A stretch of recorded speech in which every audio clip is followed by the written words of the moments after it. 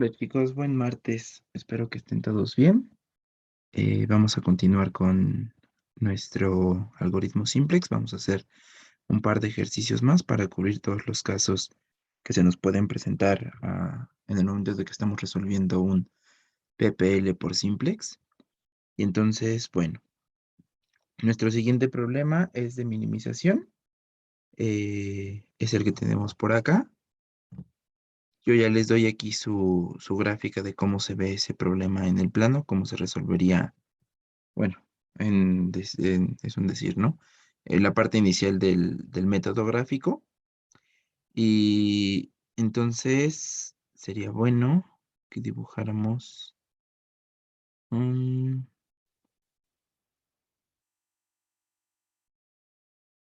un par de líneas para repasar otra vez dónde va a quedar nuestra...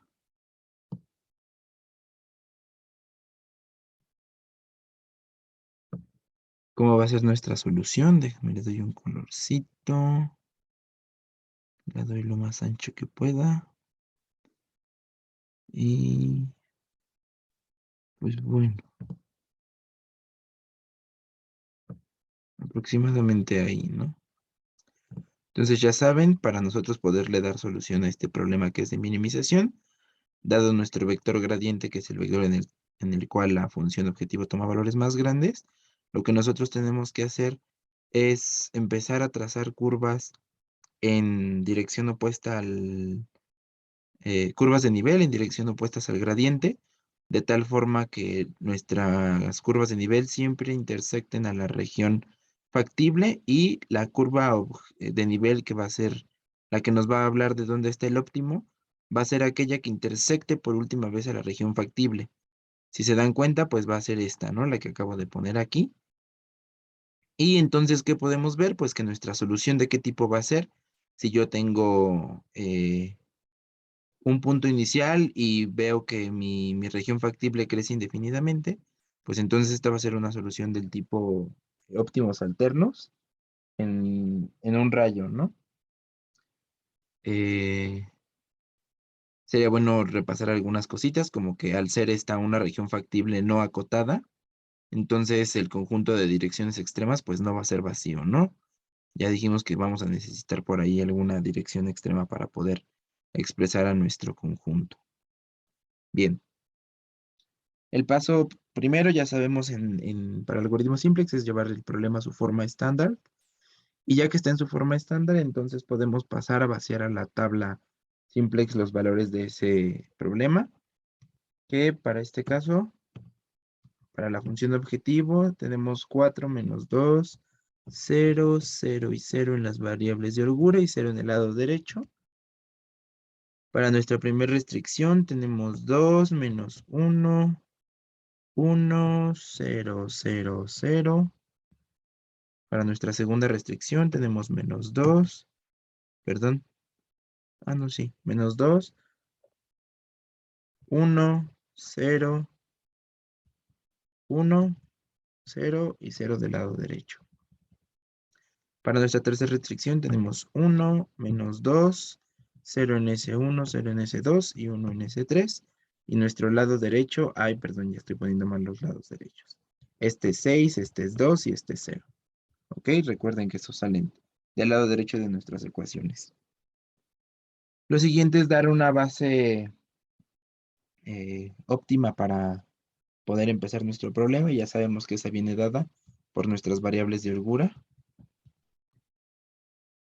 Y bueno, dijimos que este es un problema de minimización. Entonces, lo que nosotros queremos hacer es que el renglón de nuestra función objetivo, que está compuesto por las zj menos cj, pues sean todos menores o iguales a cero para poder decir que nuestra tabla simplex es óptima y que el problema tiene ya una solución, ¿no?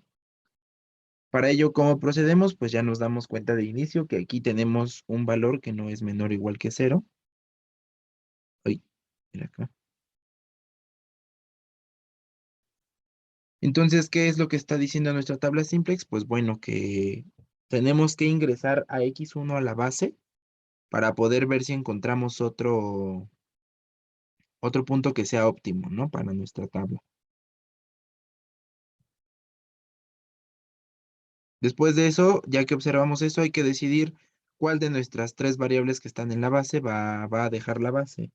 ¿Cuál de esas tres es la adecuada? Pues lo vamos a hacer por medio de el criterio de la razón mínima, que ya habíamos dicho que es el lado derecho entre la entrada de la Y respectiva. Recuerden que las Y son cada una de las columnas de nuestra matriz Y, que es toda la parte de abajo de la función, del renglón de la función objetivo. Entonces, esta es la primera entrada de Y1 y eso nos va a dar nuestra primera razón, ¿no? Aquí no hacemos nada porque dijimos que nada más el criterio de la razón se hace entre aquellos entradas de Y que sean mayores o iguales que cero. Para este caso tenemos un -2, entonces ahí no se hace nada, ¿no? Para el último, pues es nada más el lado derecho entre la tercera entrada de Y1 y pues es obvio que el cero es el más pequeño de las dos razones, entonces por tanto ya tenemos claro quién va a ser el que va a dejar nuestra base para que entre X1, pues va a ser S3, ¿no? Entonces aquí va a entrar X1 y las demás variables pues van a permanecer, ¿no? S1 y S2 siguen dentro de la base. ¿Qué sigue? Pues ya dijimos que ahora que entra la nueva base, perdón,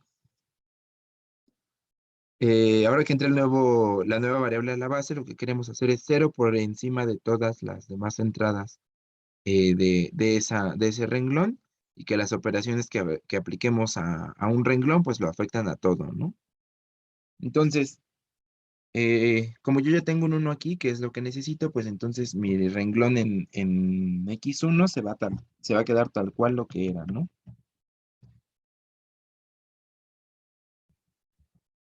Ahora con este uno pues ya saben, yo quiero hacer cero por encima todas estas entradas, ¿no? Vamos a empezar con Z. ¿Qué tengo que hacerle a Z para que yo por medio de X1, este uno que tengo aquí, logre hacer cero acá? Pues bueno, multiplico por un -4 a mi X1. Y vamos a ver si es cierto, ¿no? Z -4 por X1. En efecto, lo logramos. Para S1, pues a S1, si se dan cuenta, tengo un 2 aquí. Si lo quiero hacer cero, pues hay que productar a este 1 por 2. Y, déjenme acabar de... No, no acabé. Bueno, que es otra forma en la que puede ser útil para ustedes. Y ahorita lo hacemos así, ¿no? Nada más es cuestión de fórmulas de Excel. A S1 le voy a restar dos veces por X1, ¿no? Y vamos a ver si es cierto. Esto es igual a S1 menos 2 por el valor que tiene X1. Para S2, pues va a ser S2. Fíjense que tiene un valor de -2, entonces para que yo con este 1 haga 0, este -2, le voy a sumar 2 por el valor de X1. Uy,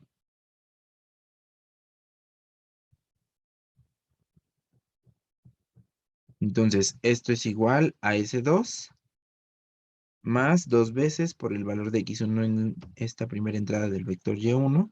Y ya tengo justamente mi, mi, con mi Y como la deseaba, ¿no? Entonces ahora sí ya nada más voy a restar fórmulas. Para eso doy control C. Aprieto la tecla de Shift. Arrastro hasta donde quiera yo llevar mi fórmula.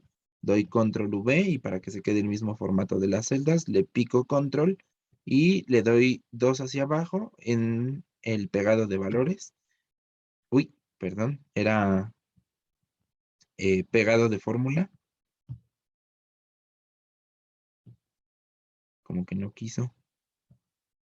Vamos a volver a hacerlo.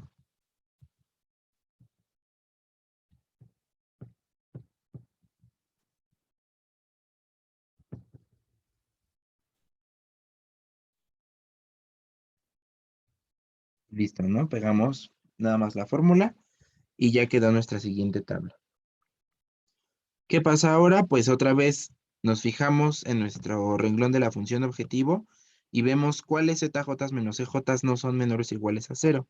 Pues para este caso, la que corresponde a Z2 menos C2, correspondiente a X2, tiene un valor mayor o igual que cero y como yo estoy minimizando, quiero que todos sean menores o iguales que a cero.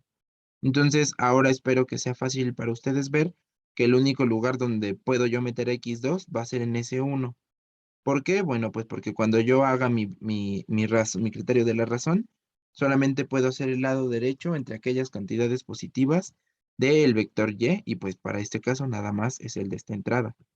Entonces yo ya sé que va a salir S1 y va a entrar X2, se mantiene S2 y X1. Entonces, ¿ahora qué necesito hacer? Pues aquí obtener un 1 y un 0 tanto por arriba como por debajo de la diagonal.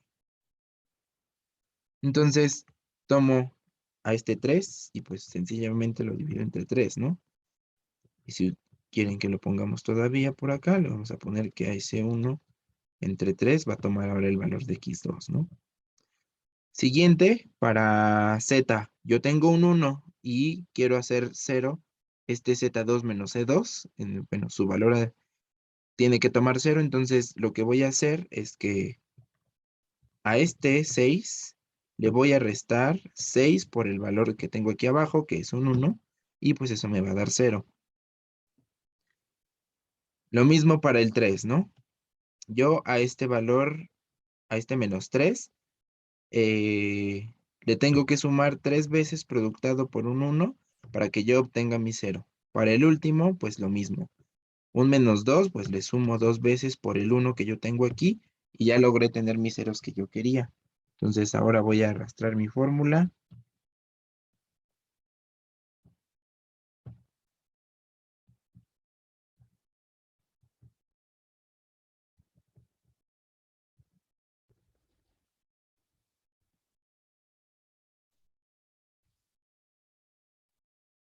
¿Y qué observo? Por lo general, si ustedes, sería bueno que pusieran sus valores. O sea, no es obligatorio, pero lo preferimos mejor que lo pongan en formato de fracción para que se vea esto un poquito mejor. Entonces, ahí está, ¿no? ¿Qué sucede ahora? Pues nos fijamos otra vez en nuestro renglón de las ZJ menos CJ y verificamos que todas ellas sean menores o iguales a 0. Y pues en efecto, ahora sí ya lo logramos, ¿no? Ya podemos decir que como ZJ menos CJ es menor o igual a 0 para toda J,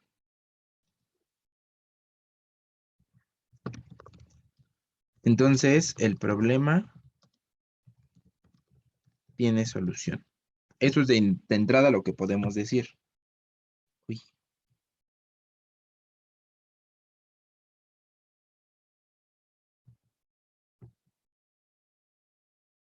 ¿qué sigue? Yo en la clase de ayer les dije que había que fijarnos en aquellas ZJ menos CJ que fueran no básicas. ¿Por qué? Porque si nosotros tenemos que alguna ZJ menos CJ tome un valor de 0 para alguna variable no básica, entonces esta variable nos va a hablar de que es probable que tengamos óptimos alternos. Y pues ustedes ya por el dibujito que vimos, pues en efecto, ¿no? No es un único óptimo. Entonces, vamos a fijarnos en quién es, ¿no? X2, S2 y X1 son básicas. Entonces, si tienen un 0, no va a haber ningún problema. X1 es básica, tiene un 0 en su ZJ menos CJ, su Z1 menos C1. X2 es básica, tiene en su Z1 menos C1 un 0, tampoco hay detalle. S2 tiene un 0 y es básica en su Z4 menos C4. S1 no es básica, pero pues tiene un mayor estrictamente menor que 0, entonces no puedo hablar más de ella. Pero S3, ¿qué sucede? S3 sí tiene un valor igual a 0 y esta variable no es básica. Entonces hay que reportar eso, ¿no?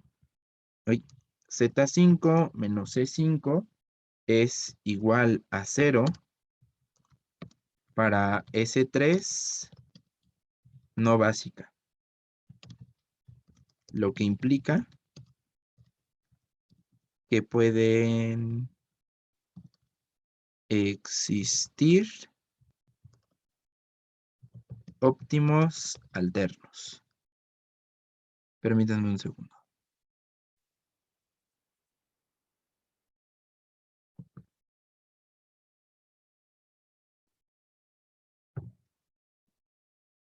¿Y qué dijimos que teníamos que hacer una vez que nosotros identificábamos que existían óptimos alternos? Pues bueno, tratar de explicar qué está sucediendo en base a esa variable.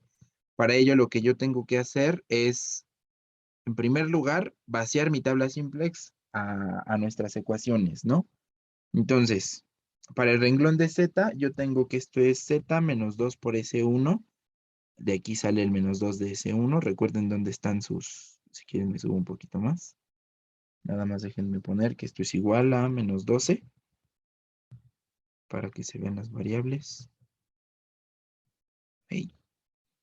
Entonces, recuerden, voy llenando de acuerdo a los coeficientes que tengo aquí, ¿no? Es z más 0 por x1 más 0 por x2 menos 2 por s1 más 0 por s2 más 0 por s3 igual a menos 12.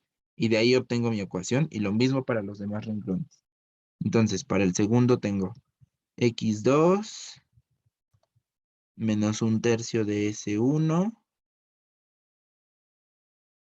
menos 2, creo que este es más, ¿verdad? No sé por qué le puse menos un tercio de S1, más un tercio de S1 menos 2 tercios de S3 y esto igual a 2.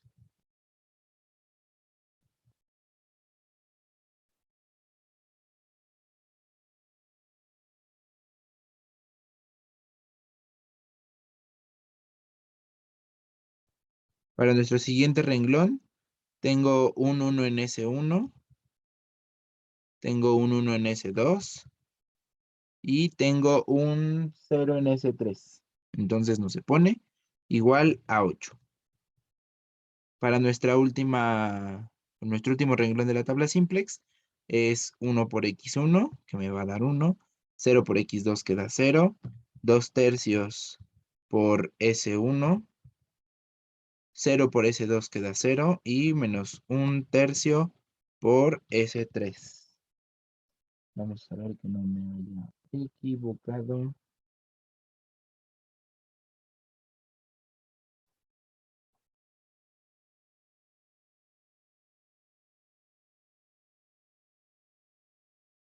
Creo que ya hice algo raro.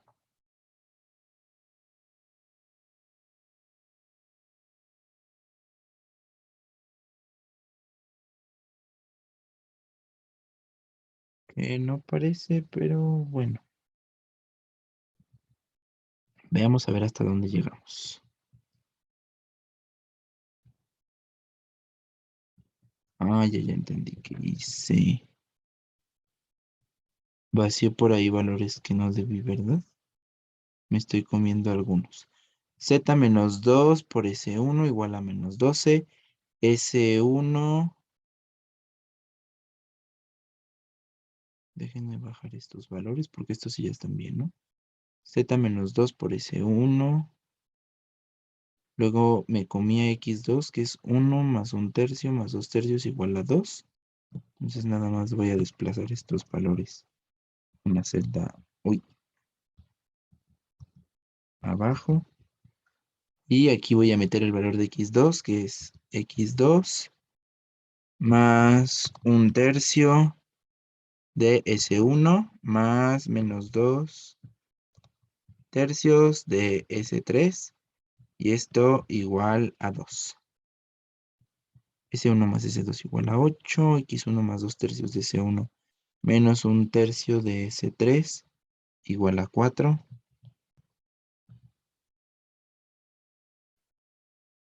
Y según yo ya todo debería estar en orden.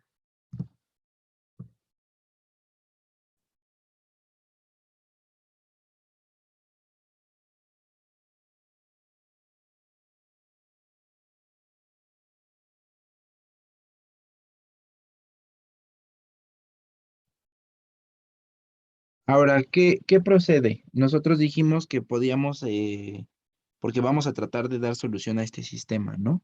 Pero para ello, como hicimos en soluciones básicas, direcciones extremas, ¿qué era lo que hacíamos? Pues que nos tomábamos a las no básicas, ¿con qué valor? Pues igual a 0, ¿no? Y para este caso, ¿quiénes son las no básicas que podemos utilizar? como, más bien que les podemos asignar el valor de 0 o bien hacerlas nulas, pues va a ser ese 1, ¿no? ¿Por qué? Pues porque dijimos que ese 1 en su Z3 menos C3 tiene un valor estrictamente menor o igual que 0, entonces esta no me aporta información acerca de cómo es mi conjunto solución, y puedo tomarla como que ese 1 es igual a 0, ¿no? Dado eso. Entonces, ahora lo que tengo que hacer es sustituirle el valor de ese 1 a estas ecuaciones, y pues bueno, para el primer caso, si ese 1 toma el valor de 0, Z va a tomar el valor de menos 12. Para nuestro segundo caso, si ese 1 toma el valor de 0, esto nos va a quedar como x2 menos 2 tercios de S3. Y todo esto igual a 2.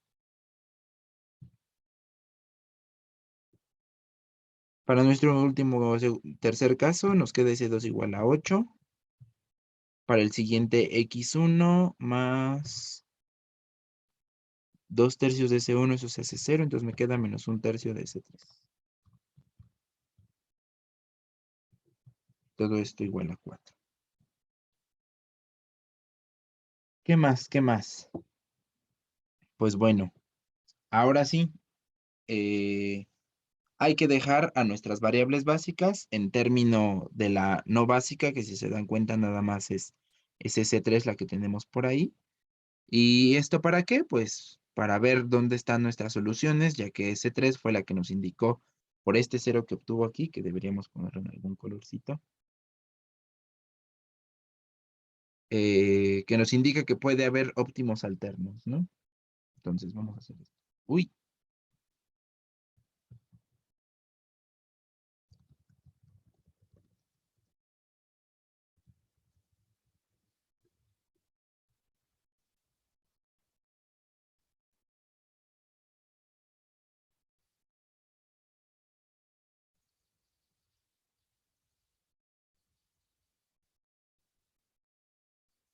y bueno, para Z, pues ahí no hay detalle, ¿no?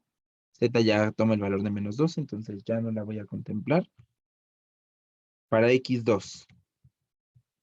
x2 es igual a 2 más 2 tercios de S3. Para S2, pues S2 es igual a 8, ahí no hay mayor detalle. X1 es igual a 4 más 1 tercio de S3. Espero no estarme equivocando. Ajá. Y entonces, ahora sí pasamos a, nuestra, a nuestras interrogantes, ¿no? Que habíamos dicho, pues hay que preguntarse para cada uno de los casos, dado que nuestras variables tienen por construcción son mayores o iguales que 0, tenemos que ver hasta dónde puede crecer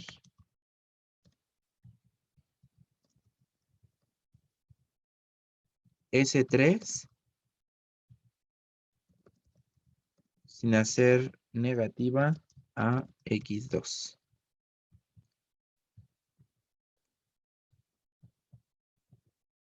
Pues si se dan cuenta, S3 está acompañada de un coeficiente positivo, y S3 por construcción también es mayor o igual que 0, entonces los valores que pueden tomar son mayores o iguales que 0, y por tanto x2 también solo va a tomar valores mayores o iguales que 0, no importando el tamaño de S3.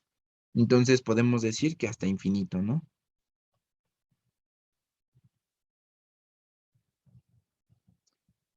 Para S2 ni siquiera es necesario hacernos la pregunta, ya que ahí no define S3 a S2. Entonces, la siguiente nos tocaría ver con x1, ¿no? Porque a x1 sí está definida por medio de S3.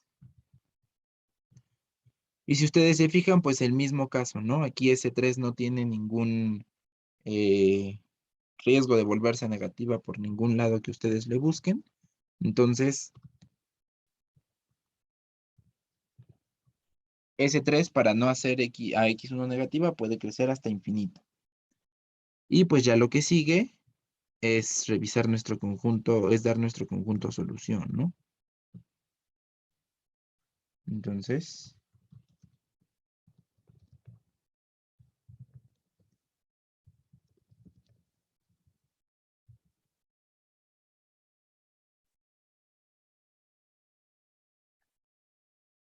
nosotros ya ayer vimos cómo dar el conjunto solución, entonces primero hay que dar a cada uno de los puntos expresado como, eh, darlo en términos de S3, y pues eso lo hicimos aquí al momento de que empezamos a despejar. X1 toma el valor de 4 más un tercio, sí, de S3.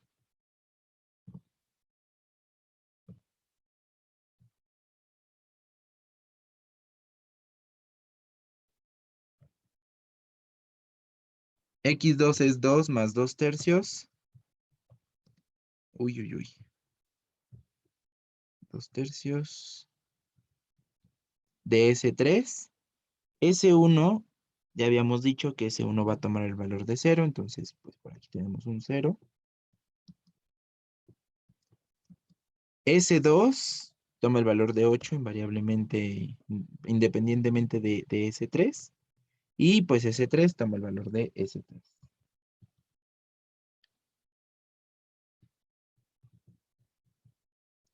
Ahora expresando esto, eh, pues sí, ya podemos decir que expresándolo como un rayo, ¿cómo se expresa un rayo? Pues dijimos que es un punto inicial y una dirección. Y pues aquí, ¿quién va a ser mi punto inicial? Pues va a ser la parte independiente de S3, ¿no? La que no depende de S3. Entonces, esto, si ustedes se dan cuenta, para X1, ¿quién es la parte que no depende de X3? Pues va a ser 4. Para X2, ¿quién es la parte que no depende de X3? Va a ser 2. Para S1, pues es 0. Para S2 tenemos 0 y para S3, pues S3 toma el valor de 1, ¿no?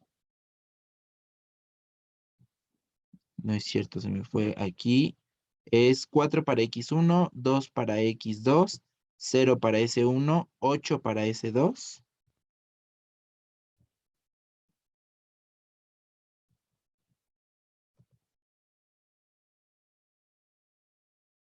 Y para S3, pues no tiene término independiente, entonces esto va a ser 0, ¿no? Espero que estén de acuerdo, que esto es 4, 2, 0, 8, 0. Sí. Ese sería nuestro punto inicial, ¿no? Siguiente va a ser aquellos valores que dependen de S3. Pues para nuestro primer caso tenemos un tercio para X1.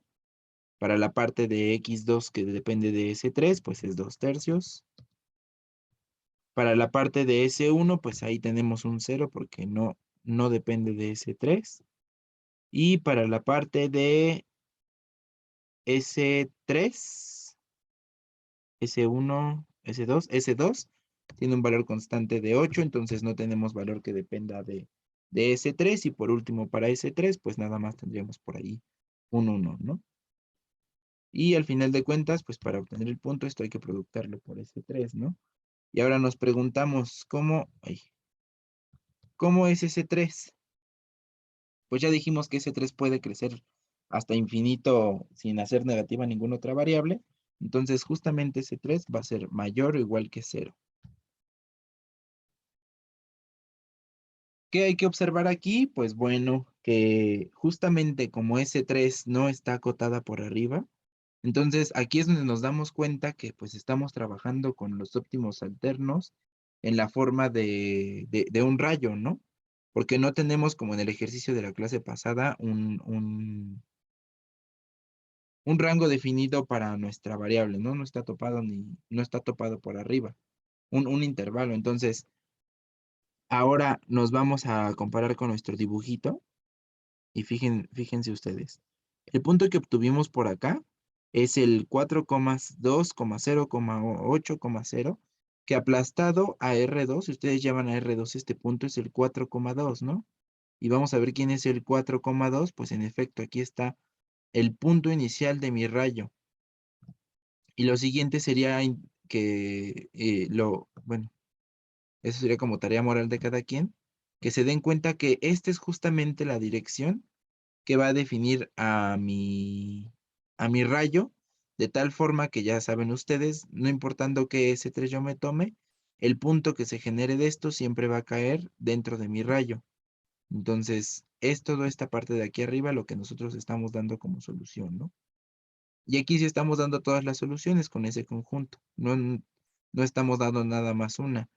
Si diéramos nada más el punto extremo correspondiente al punto inicial del rayo, pues entonces estaríamos dando nada más una solución de infinidades, ¿no? Entonces, por eso es importante que pongan el conjunto tal cual y completo, porque con esto ya están asegurando que están dando todas las soluciones posibles al problema, ¿no? Punto. Pasemos a nuestro siguiente y último problema. Entonces, para este ya saben, lo primero que hay que hacer es llevar el problema a su forma estándar. Este es su representación en el gráfico. No les voy a dar interpretación, espero que ustedes puedan ya identificar a qué es a lo que vamos a llevar, vean de qué tipo es el problema, vean dónde está el gradiente de la función y pues ya saben cómo proceder. Entonces, vaciamos a nuestra tabla simple los resultados de nuestro problema en forma estándar.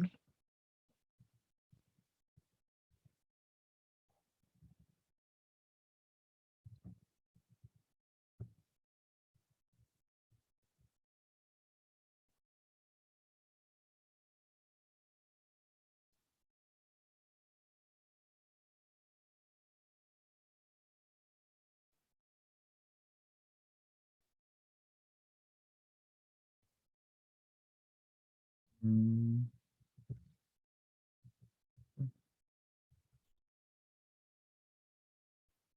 Damos nuestra base inicial, conformada por nuestras variables de decisión. Vemos que es un problema de maximización y lo que queremos para un problema de maximización es que nuestras ZJ menos EJ sean mayores o iguales a cero. Para ello, ¿qué es lo que tenemos que hacer? Pues tomarnos aquellos que no lo cumplan y en este caso pues tenemos dos ZJ menos EJ que son menores o iguales a cero. ¿A cuál nos escogemos? Para el caso de maximización nos tomamos al más negativo, por así decir algo, que para este caso va a ser -3. Caso análogo para minimización, te tomas al más positivo, ¿ok? Entonces, ¿qué dijimos? Que hacemos criterio de la razón entre aquellos que es posible hacerlo, que nada más es para eh, la segunda entrada de Y2, y pues ya sabemos quién va a ser nuestra variable que va a entrar y nuestra variable que va a salir. Va a entrar X2 y va a salir S2. Entonces lo ponemos por aquí. Las demás se quedan. ¿Y qué es lo que queremos hacer ahora?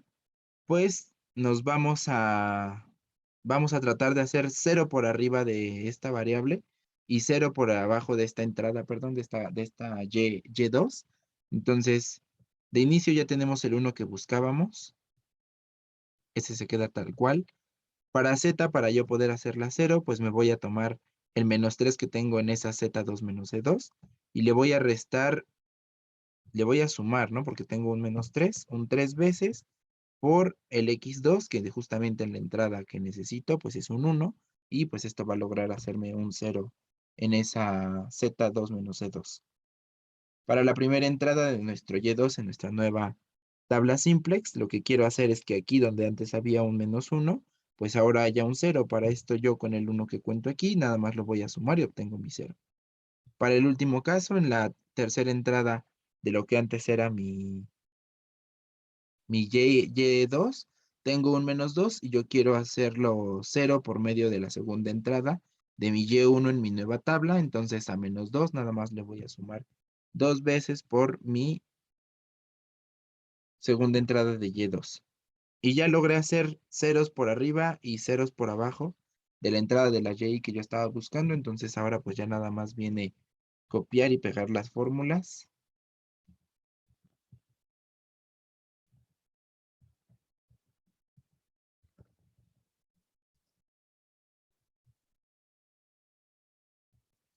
Y bien, ¿qué procede? Pues ya saben, hay que revisar quién nos está todavía rompiendo la optimalidad de la tabla X1 rompe la optimalidad de la tabla porque no es mayor o igual que 0, porque estamos maximizando. Entonces, esta va a ser la variable que va a entrar a mi base en la siguiente iteración y ahora tengo que hacer el criterio de la razón para poder saber quién va a dejar la base. Pero, ¿qué sucede? Yo les dije que nada más podemos hacer el criterio de la razón entre aquellos valores del vector y con el que se esté trabajando, que para este caso es y1 porque es x1 la que está rompiendo la optimalidad, tal que sean estrictamente mayores que 0 y ninguno lo cumple. Entonces, ¿qué se dice de aquí? ¿Qué se está obteniendo? Pues bueno, decimos que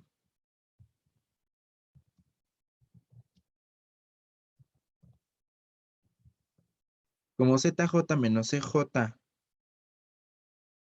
am,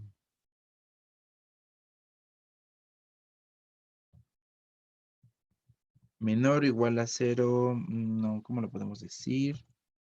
Como ZJ menos CJ, bueno, más sencillo. Tenemos que nuestro Z1 menos C1 es menor estricto que 0. ¿Están de acuerdo? ¿Y qué más? Pues que nuestra Y1, uy, Y1, que Y1 es toda nuestra columna, nuestra primer columna de nuestra matriz Y. ¿Cómo es esta Y1? Pues espero que sea claro que es menor o igual que 0, ¿no? Es decir,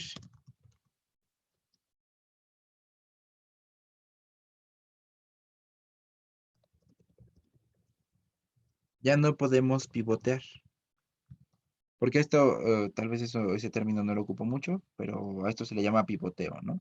El de tomarte un valor, ver quién va a entrar, quién va a salir y hacer todas tus operaciones, se le llama pivotear. Es válido usarlo, pero a mí luego tiendo a no usarlo, simplemente ya digo pues que como ya no podemos pivotear, eh,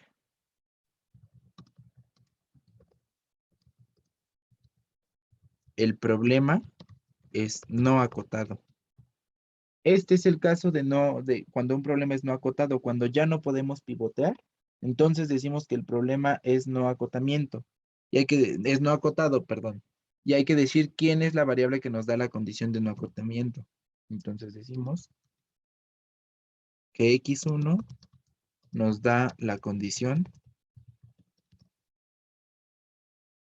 de no acotamiento.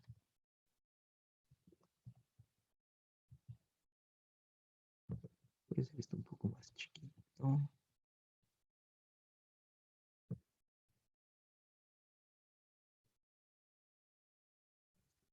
Esto del lado derecho.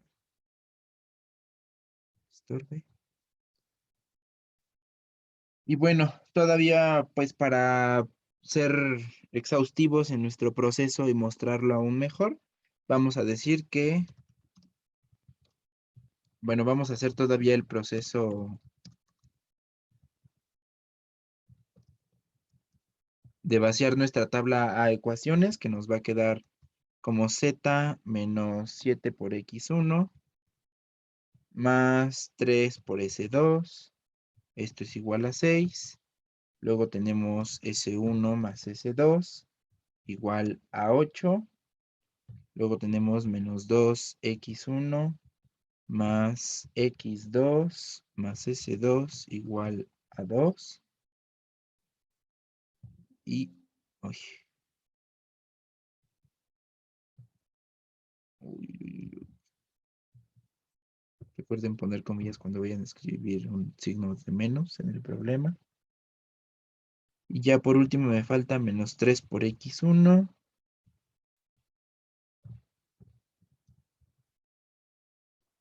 más 2 por s2 más s3 y esto va a ser igual a 4. Déjenme revisar que no se me haya ido ahora ninguno.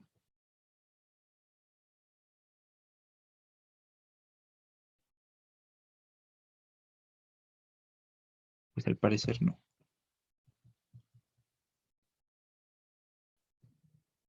Y luego, ¿qué sucede? Pues ya saben, nos vemos aquellas que checamos a las que no son básicas, que no nos estén hablando de alguna particularidad del problema, que tengan un valor en su ZJ menos EJ, para el caso de maximización, mayor estricto que cero, y estamos diciendo que esta variable en particular no nos va a decir o no nos va a proveer de información importante para nuestro problema. Entonces podemos decir o podemos hacer dicha variable cero. Y pues despejamos las básicas, ¿no? Y la función de objetivo, claro. Aquí vamos a tener que esto es 6 más 7x1, S1 igual a 8, x2 igual a 2 más 2x1, y S3 igual a 4 más 3x1.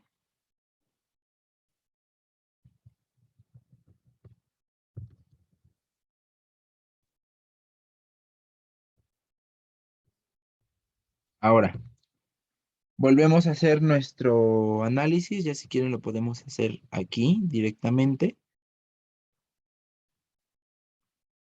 Y va a ser pues la misma pregunta para todos. Entonces nada más voy a poner esto aquí. Si ustedes se ponen a preguntarse hasta dónde puede crecer x1 sin hacer negativa las otras variables y aparte que z adquiera un valor fijo, pues espero que estén de acuerdo que no lo vamos a lograr. En primer lugar, al tener zx1 aquí definiéndolo y recordando que x1 por construcción puede tomar valores mayores o iguales a cero, entonces siempre van a poder dar un valor x1 tal que va a haber uno más grande que ese que propongan, ¿no? Es decir, z va a tender hacia infinito y las variables, pues si se dan cuenta, ninguna va a romper con la negatividad, entonces el problema pues es no acotado y vamos a decir eso, ¿no? Que x1 puede crecer tanto como quiera, lo que implica que z, oye, oye, mi dislexia,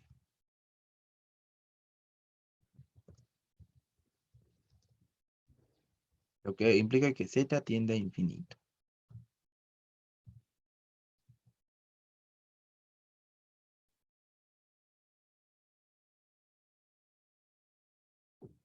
Y pues justamente espero que sea claro para ustedes notar aquí que pues mis curvas de nivel, ¿cómo van a ser? Vamos a hacerlo por aquello de que no queden dudas y luego no le echemos la culpa al ayudante.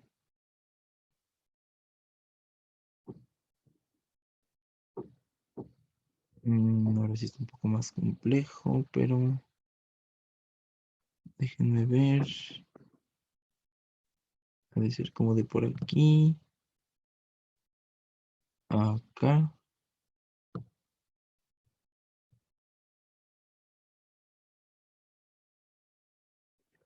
Y pues bueno, si este es mi vector gradiente, entonces yo trazo mis curvas de nivel de tal forma que pues vayan en dirección del gradiente y las voy a trazar hasta que intercepte por última vez a la región factible. Y pues si ustedes se dan cuenta, eso jamás va a pasar, ¿no?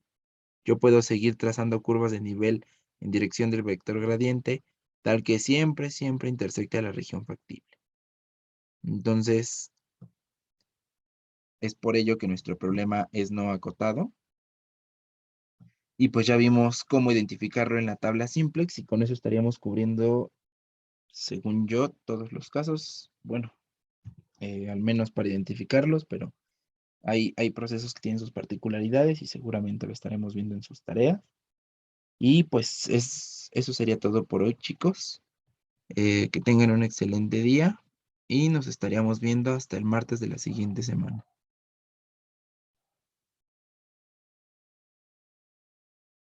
Cuídense mucho.